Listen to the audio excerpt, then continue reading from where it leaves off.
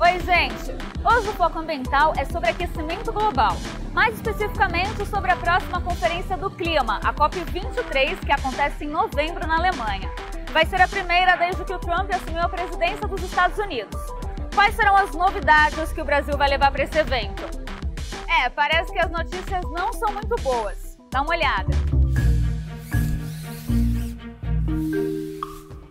O Acordo de Paris foi aprovado por 195 países na COP21 em 2015, com o objetivo de limitar o aquecimento global a apenas 1,5 graus acima dos níveis pré-industriais. Sem esses esforços, a expectativa é que a temperatura possa aumentar até mais de 4 graus no pior cenário. Cada país definiu suas metas. A do Brasil propõe reduzir as emissões de gases de efeito estufa em 37% até 2025 e em 43% até 2030.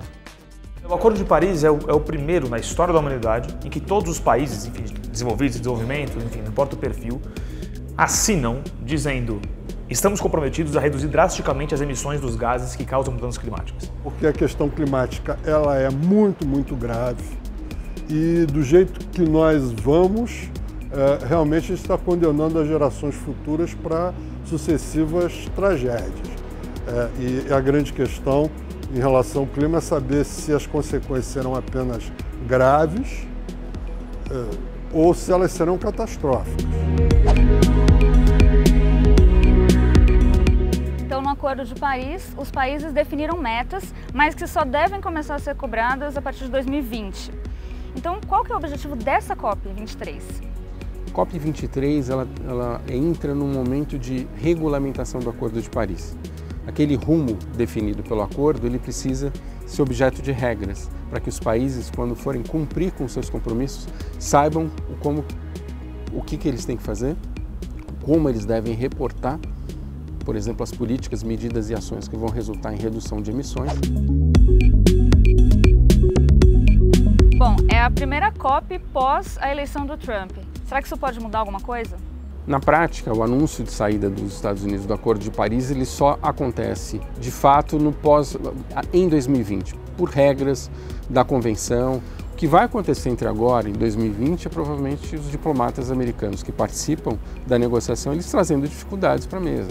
Eles não têm interesse em que ocorra o progresso necessário para que o Acordo de Paris seja um sucesso. Tem um impacto negativo, tem problemas, não é? Enfim.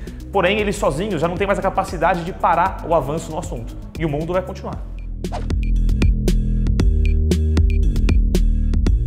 E como é que a gente está em relação aos níveis de emissões? Que novidades que a gente vai levar lá para a COP23? Se você olha aí os últimos 2 anos em especial, você vê aí uma volta realmente com força do desmatamento, que é a principal fonte de emissões do Brasil. Você olha os planos de energia para os próximos 10 anos, eles são planos que não estão ainda apontando com a força que tinham que apontar para as novas renováveis como solar e eólica.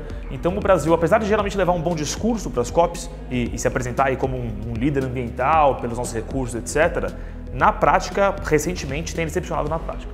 A gente tem uma série de retrocessos sendo negociados entre o governo e o Congresso, em especial a bancada ruralista. Flexibilização da legislação ambiental, redução de áreas protegidas, retirada de direitos de povos indígenas, que na verdade estão nos levando na contramão do esforço que é necessário para dizer: vamos cumprir com as nossas metas com tranquilidade. A gente vê que o mundo está caminhando para uma economia de baixo carbono, que é essa economia das novas renováveis e etc., de uso de recursos de forma sustentável. E é isso que o mundo vai buscar daqui para frente. Se o Brasil não se mexer, vai ficar para trás.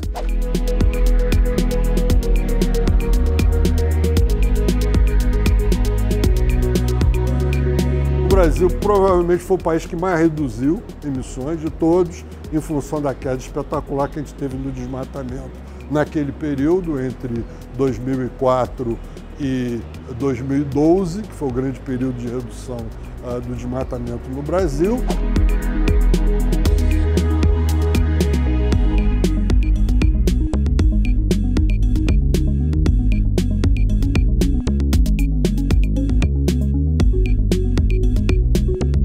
Loucura. Se a gente pensar que até hoje, desde o início da era industrial, a temperatura já subiu 1 grau e a gente vive esse caos climático, que todos os dias a gente percebe pela televisão, furacões cada vez mais intensos e frequentes, queimadas, incêndios florestais, inundações, já está assim com 1 grau. Agora, imagina 3. É isso aí, galera. Vamos fazer a nossa parte compartilhando informação, escolhendo bem e cobrando os nossos representantes políticos. Esse foi o Foco Ambiental de hoje e até mais!